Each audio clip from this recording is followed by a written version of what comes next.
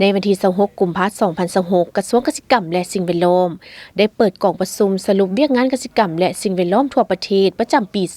2025และทิศทางแผนการปี 2026 ขึ้นอย่างเป็นทางการที่แขวงจำปาสักโดยการเป็นประธานของทานปริญญาเอกดินคำดวงสวรรค์รัฐมนตรีกระทรวงเกษตรกรรมและสิ่งแวดล้อมให้เกียรติเข้าร่วมของทานอรุณไซสุนนาราชเลขาคณะบริหารงานพรรคแขวงจำปาสักมีบรรดาทานประธานรองประธานคณะกรรมการปกครองแขวงนครหลวงจันทร์ห้องรัฐมนตรีห้องหัวหน้าองค์การเทียบเท่าหัวหน้าองค์การกลุ่มสถาบัน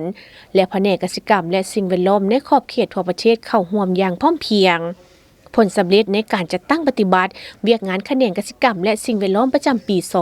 2025 โดยการปฏิบัติตามมติคำสั่งต่างๆสามารถตีราคาสรุปการปฏิบัติเห็นให้เวียกงานของแขนงการขยายตัวในระดับ 3.5 ส่วนห้อยประกอบส่วนใด 20.3 ส่วนห้อยของ GDP ในนั้นการขยายตัวของแขนงปลูกฝัง 2.3 ส่วนห้อยเลี้ยงสัตว์ 5.6 ส่วนห้อยป่าไม้ 4.7 ส่วนห้อยและประมง 5.4 ส่วนห้อยพันขยายมติ04ทับกมสพมติ05ทับลบโบว่าด้วยการสร้างเศรษฐกิจเอกราชเป็นเจ้าตนเองในระยะใหม่แขนงเกษตรกรรมและสิ่งแวดล้อมสามารถดุลเดียงเสบียงอาหารภายในได้เป็นต้นการผลิตและดุลเดียงเข้าในทั่วประเทศมีผลผลิตทั้งหมด 3.7 ล้านตันเฉลี่ยใส่พลเมืองจะได้หาบ493กิโลต่อคนต่อปีความต้องการตัวจริง234กิโลต่อคนต่อปีเห็นว่าเหลือกินและแฮไว้เพื่อขายเป็นสินค้า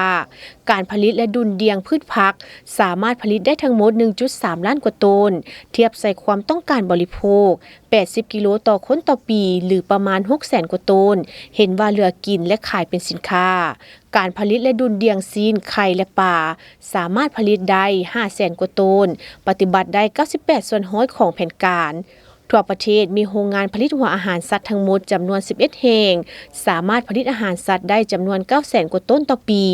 ปฏิบัติได้75ส่วนห้อยของความต้องการมีโรงงานผลิตฝุ่นทั้งหมดจำนวน123โรงงานสามารถผลิตฝุ่นได้ 800,000 กว่าต้นเท่ากับ 80.6 ส่วนห้อยของแผนการสภาหับโรงและเท่ากับ44ส่วนห้อยของความต้องการนำไส้ฝุ่นการผลิตแนวพันธุ์ต่างๆเป็นต้นแนวพันธุ์ข้าวปฏิบัติได้ 10,643 ต้นเท่ากับ106ส่วนห้อยแนวพันธุ์ไม้เศรษฐกิจ 100,000 เบี้ยต่อปีไม่ให้มาก25,000 กว่าเบี้ยแนวพันธุ์สัตว์ปีก 27,000 กว่าตัว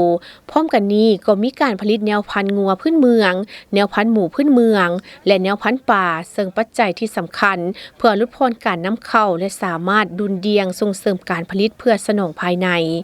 สร้างครอบครัวพ้นทุกข์ปฏิบัติได้ 32,000 กว่าครอบครัวลื่นแผนการ101ส่วนห้อย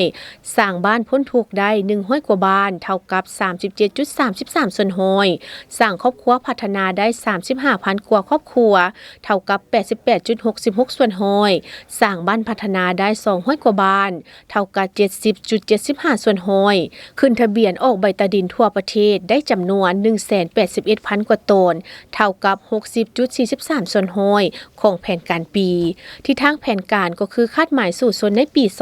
2026โดยการสุกนิ้วการผลิตเสบียงอาหารและการผลิตเป็นสินค้าเกษตรกรรมที่มีท่าแหงการขยายตัวหลากหลายสะอาดปลอดภัยประชาชนมีรายรับเพิ่มขึ้นทั้งหับประกันระบบนิเวศเกษตรกรรมท้องถิ่นมีความเขียวงามและยืนยงโดยรักษาระบบการเติบโตของเกษตรกรรม 4 จุดส่วนห้อย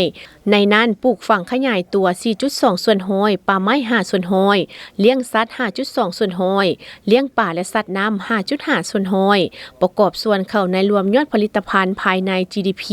ให้ได้ 11.9 ส่วนห้อย